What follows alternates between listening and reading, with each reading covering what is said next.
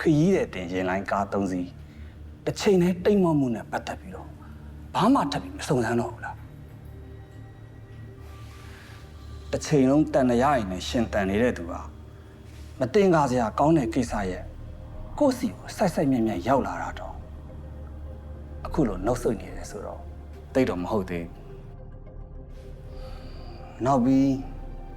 အခုဖြစ်နေတဲ့ကိစ္စရင်းနဲ့ပတ်သက်ပြီးတော့လူတဦးတယောက်တည်းရဲ့ကြိုးကင်မှုအောက်မှာရှိနေတယ်ဆိုတာကိုသိနေလို့ရှိရင်ဒီထက်ပိုပြီးတော့ထိခိုက်နစ်နာမှုတွေမဖြစ်လာအောင်လို့ကူညီပေးပါလို့ပြောချင်တယ်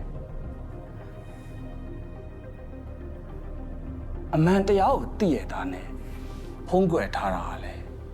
အပြစ်တစ်ခုပဲဆိုတဲ့စကားကိုမမြင်ရမလား